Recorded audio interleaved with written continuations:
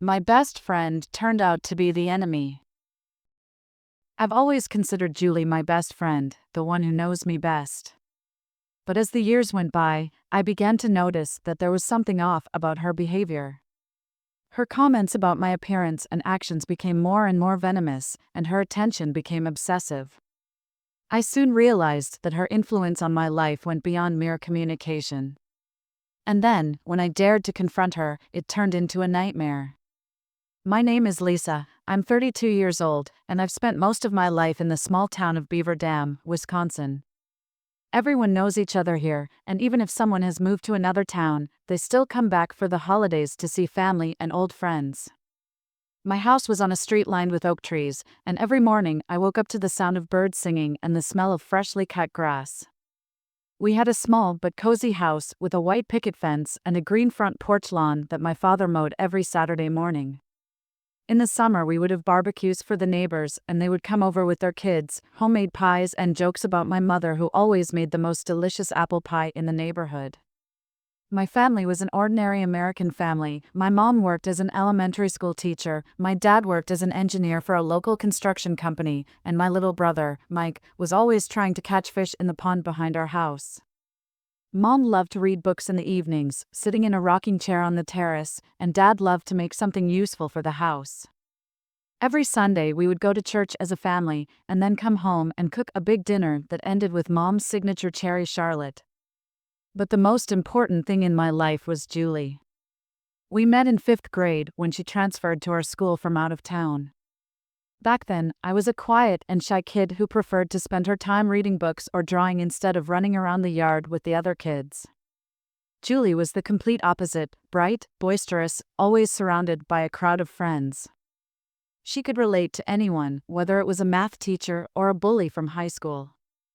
Her long blonde hair was always neatly styled, and her eyes sparkled with confidence and boldness. All the boys looked up to her with admiration, and the girls tried to emulate her style. I remember the first time I saw her in the hallway of the school. She was walking, surrounded by her new company, laughing and talking at the same time. There was a special glow around her that attracted everyone. I stood to the side, watching her, and suddenly she turned around and looked right at me. Our gazes crossed for only a second, but I felt that, between us, something had happened. Perhaps that was the moment our friendship began. At first, I didn't believe that a popular girl like Julie would want to be friends with me. But she came up to me at recess and offered to sit next to me in class. From then on, we were inseparable. I followed her everywhere, absorbing her confidence and charisma like a sponge. Next to her, I felt significant, important, strong. Although, to be honest, it was quite the opposite. Julie always had an opinion on everything, including my appearance. Every weekend when we'd get together downtown or go to the movies, she was sure to find an excuse to comment on my outfits. "Those jeans make you look pale, darker colors would suit you better," she'd say as we stood at the mirror in the store's fitting room. Or, "Your hair looks so long and heavy, maybe you should cut it shorter," she would add as we sat in the hair salon waiting in line. Little things like that seemed to sound harmless, but each of her remarks left me with a little pang of doubt. As time went on, her remarks began to apply not only to my clothes and hairstyles, but also to my behavior. "Why are you so quiet? You should be bolder," she would repeat whenever I refused to participate in some risky adventure. Once, when I refused to bungee jump at a school picnic, she sighed and said, "Don't be such a drag, Lisa. Sometimes you just have to relax and have fun." I tried to ignore those words, convincing myself that she just wanted me to be happier and more confident. But gradually I began to feel that her advice wasn't like just friendly help. After graduating from high school, our paths diverged for a while. I went to university in a neighboring state, where I studied literature and dreamed of becoming a writer. Julie stayed in Beaver Dam to work and save money for school. Despite the distance, we kept in touch. We called regularly, discussing news and future plans. Every time I came home for vacation, we would meet. We sat in our favorite cafe, walked in the park, or just talked late into the night, reminiscing about our school years. It seemed like nothing had changed. But with each visit, I found our conversations becoming less and less pleasant. Julie kept criticizing my choice of clothes, asking why I hadn't changed my haircut yet, and wondering why I was still writing stories instead of doing something more practical. I tried to explain to her that literature was my passion, but she just shrugged and said, "Well, we'll see if you can make something of it." I still hoped that our friendship would remain as strong as it was. But with each passing year, it became more and more obvious that, between us, something was changing. I began to notice that her comments and advice were no longer friendly and began to seem more like attempts to put me in my place. And although I tried to ignore these feelings, they gradually built up inside me like a snowball, ready to collapse at any moment. But one day I realized that these meetings were no longer joyful. Instead of being happy for each other, Julie was always finding reasons to criticize. If I told her about my successes at university, she would immediately start talking about how things were harder and harder for her. "You know, Lisa, you sure have fun there, but I have a job here that no one appreciates and problems that you never had." Her voice was getting strained and her gaze was becoming detached, like she was looking through me. I tried to comfort her, to offer help, but she only waved it away. "Come on, it's okay. It's just that everyone has their own path." When I shared my plans for the future, she would raise an eyebrow and say, "Well, we'll see if you succeed." Her skepticism was beginning to eat away at my confidence like acid. I could see her eyes narrow when I talked about my dreams of becoming a writer or starting my own publishing house. "That sounds ambitious," she'd say, pausing as if choosing her words. "Just remember that reality is often different from dreams." Gradually, I began to realize that our friendship had become a one-way street. I was always supporting her, listening to her, helping her with advice, but in return I received only criticism and doubt.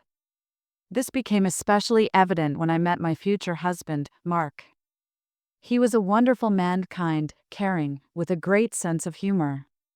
His smile lit up the whole day and his hands were warm and reliable. We spent several happy months together, and I couldn't wait to tell Julie about him. But when I finally shared the news, her reaction was unexpected. "He's too plain," she said, looking at the picture of Mark I showed her.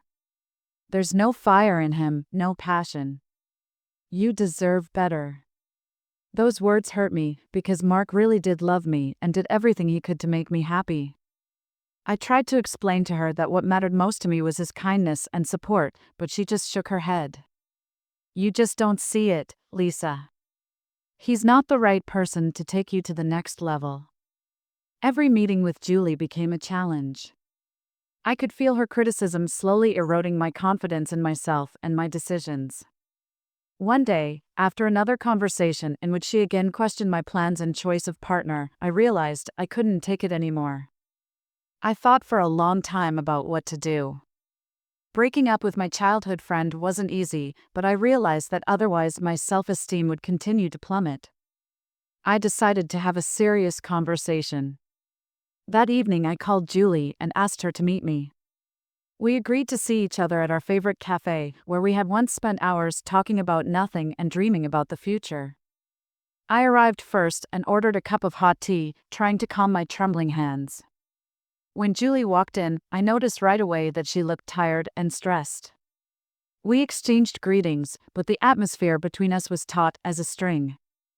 "Julie," I began, trying not to lose my temper, "I want to talk to you about our relationship." She looked at me in surprise, waiting for me to continue. "You know that I've always valued our friendship. But in recent years, I feel that something is changing between us. I don't feel supported by you. On the contrary, your comments make me doubt myself." Her face changed instantly. Her eyes narrowed, her lips pressed into a thin line. "What do you mean?" she asked coldly. "Well, for instance, your remarks about my appearance, my behavior. Even about Mark. Why are you always so negative about everything that happens in my life?" Julie was silent for a moment, as if considering her answer. Then she stood up abruptly from the table. "You know what, Lisa? Maybe this isn't about me at all. Maybe you just don't want to hear the truth, she said, throwing her napkin on the table. If you're so uncomfortable talking to me, maybe we should end this friendship. And she walked away, leaving me alone at the table with a cup of cold coffee. At first, I was relieved. I'd finally said everything I'd been holding inside. But soon there was a cold silence. Days, weeks passed, and I never heard from Julie. I tried to contact her, but all my calls went unanswered, my messages unread. For the first time in years, I felt completely alone, as if a piece of my soul had disappeared with her. As time went on, I began to notice strange things. People around me began to avoid me, whispering behind my back. Rumors spread through the city faster than wildfire. Some said I had betrayed my best friend, others accused me of being jealous of her success. Gradually, I lost the trust of those around me, and even close friends began to drift away. One evening when I came home after a long day at work, I found a letter on my desk. It was written in Julie's hand. Inside was one sentence: "You'll regret what you did." The letter felt heavy, like it was soaked in poison. I couldn't sleep that night, and fear began to creep into every cell of my body. The next months passed in constant anxiety. Julie continued to avoid me, but her presence was felt everywhere. She spread rumors, turned people against me, did everything she could to ruin my reputation. I was losing my job, my friends, my self-confidence. My life became a nightmare from which it was impossible to wake up. One night, as I sat alone in a dark room, the doorbell rang. When I opened it, I saw Julie. She stood on the doorstep, her eyes burning with hatred. "You think you can just walk away from me?" she hissed. No one walks away from Julie Taylor. Her words echoed in my head, and I realized that all was lost. Our friendship was dead, and all that was left in its place was destruction. I wanted to close the door, but Julie reached out and stopped me. "No, Lisa," she said, her voice turning icy. "You're not leaving so easily. Now you're going to learn what it means to be a true victim." I stepped back, my heart pounding in my chest. Julie stepped inside, closing the door behind her. In her eyes, I saw something I'd never seen before: an absolute determination to destroy me. "Everything you had, everything you loved, will soon be gone," she said, stepping closer. "I will make you regret every day you spend without me." I tried to find the words to stop her, but fear paralyzed me. Julie took me by the shoulders and brought her face close to mine. "Remember, Lisa," she whispered, "I will always be there for you. And when you least expect it, I'll be back to take everything you have left." Then she let me go and walked out of the house, leaving me standing in the dark, shivering and lost. I didn't know what to do next. My life was crumbling before my eyes, and I couldn't find a way to stop the fall.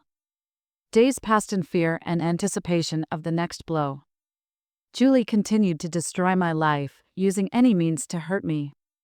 She destroyed my career by spreading false accusations and even convinced Mark that I was cheating on him. He eventually walked out on me, leaving me alone in this chaos. Every day was a struggle for survival. I tried to pick up the pieces of my life, but every time I thought I was coping, Julie struck again. She manipulated the people around me, making them believe the most horrible things about me. One night as I lay in bed, unable to sleep, I heard footsteps on the stairs. My bedroom door opened and Julie walked into the room. Her face was contorted with schadenfreude. "You see, Lisa," she said as she approached me, "you can never hide from me. I will always find you." I tried to scream, but the sound stuck in my throat. Julie raised her hand and a knife glinted in her hand. Time slowed down and I realized the end was near. Suddenly I felt my body become weightless, and I realized I was dreaming.